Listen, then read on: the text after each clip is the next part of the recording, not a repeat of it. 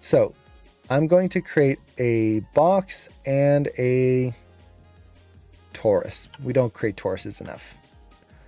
Okay. So let's say I have this box here. I'm just going to create some simple animation to it.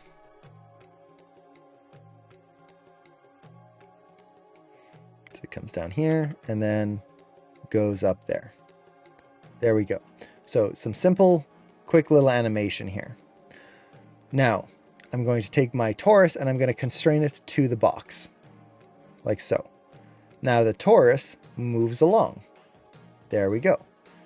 But I cannot animate this. It is a straight constraint. That's it.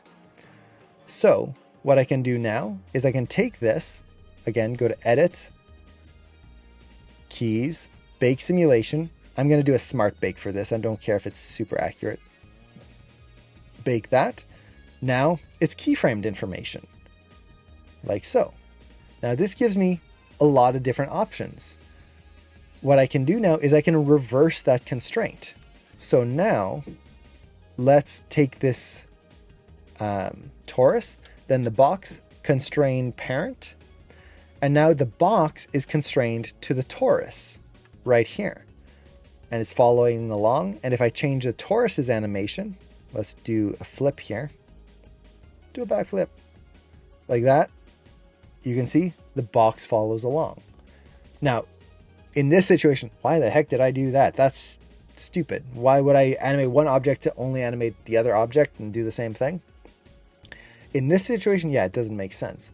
But there are many situations where you might want to have, let's say, a character holding a sword. And the very first pass of blocking, instead of animating the sword, you want to animate the body mechanics of the arms. So you're constraining the hand to this, or sorry, the sword to the hands, and you animate the whole swings using the FK arms or the IK arms to get all the body mechanics in there. Now, when you get to polish, that sword tip, it's going to be way out here. And you need to get perfect arcs on those. If you don't get a good, perfect arc on a sword, it's just going to be wiggling all around. It's going to be horrible. So you would have all your animation in place. Your sword is constrained. You would bake out the animation on the sword. Now it's keyframed, it's moving on its own.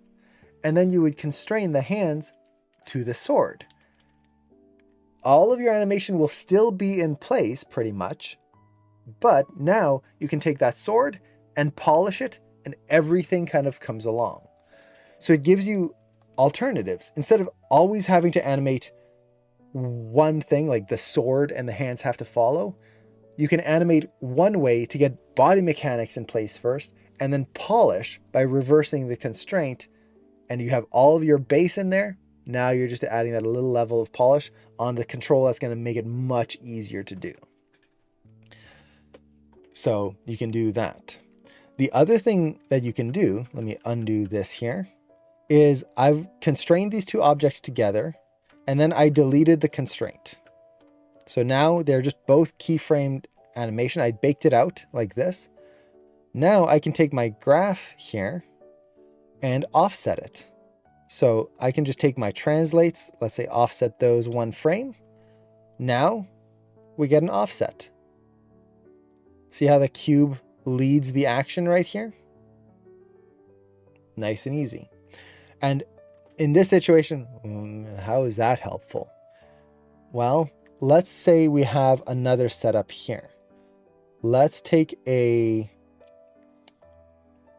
what object do we want here? Let's do a helix. We don't use helixes nearly enough.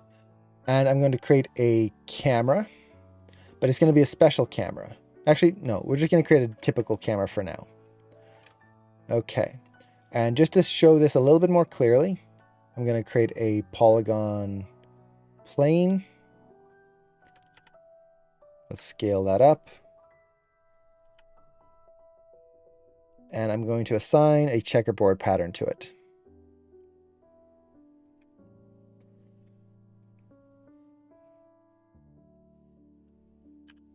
Like so.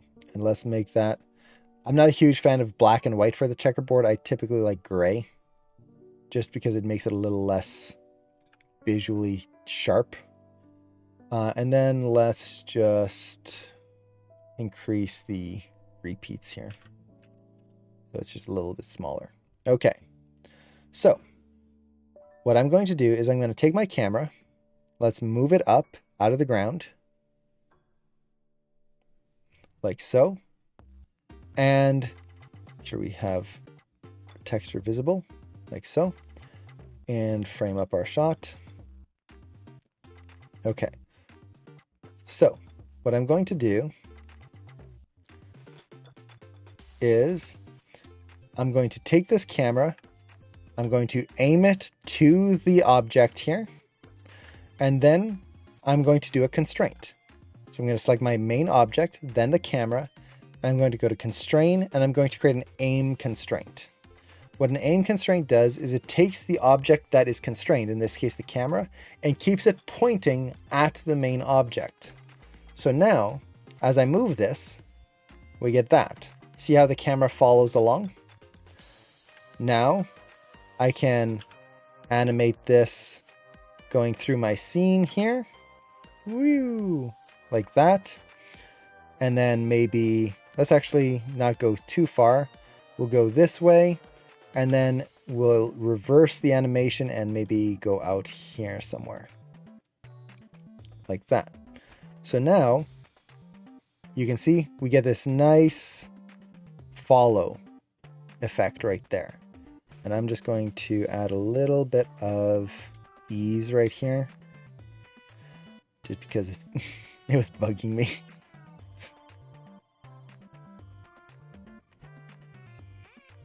So we get this. Okay, great.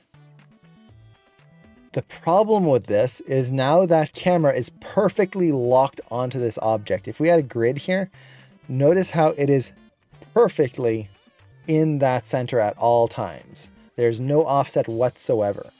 That's a very robotic camera motion. It feels like a computer. It's too perfect. But at the same time, I have just created this animation where this object can jump around, bounce, do all sorts of different things, and the camera is following along very nicely. It keeps it framed up. Okay, from here I can take my camera. Once again, let's bake out that simulation. So edit, keys, bake simulation right there. Now that camera is keyframed, which means I can just take all of my curves here, which is going to be all rotates, and then I'm just going to offset those 2 frames. Boop, boop. Now the camera lags behind the object and follows behind. Done. I've just got a nice camera motion that follows this object, and I didn't have to try and track it and hope that it follows along in any way. I just baked it out and done. Now, from here, I can go in and add a little bit of polish to these curves. So right here, I'm getting an Euler flip, it looks like. So I'm just going to select all of these curves, Euler filter. That's better. So I'm going to take my rotate Y. Ooh, look at that. Let's just clean up my curve, and I can just tweak this. So now I can ease that a little bit more in here, so it's not quite so sharp as it comes through, and maybe clean out some keys there. My rotate X, which is my tilt, this feels pretty good. Maybe I'm going to have it hold a little longer lower down.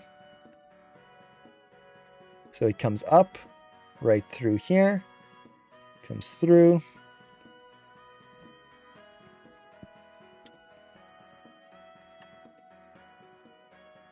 Tweak that curve to just round it out nice and round, like so. There we go. And then I can even take this and just offset one of the curves even more. So maybe I'll offset my rotate X 3 frames. And now I get just a little bit more of a dynamic camera. So now the rotations aren't quite matching up as it changes direction right here. So just by doing that, I've got a nice organic camera motion with very little work, and it followed my character perfectly. So that is another way you can use it. Baking can be super helpful, especially in speeding up a lot of different quick things that would normally be kind of a pain when you are trying to animate it all manually.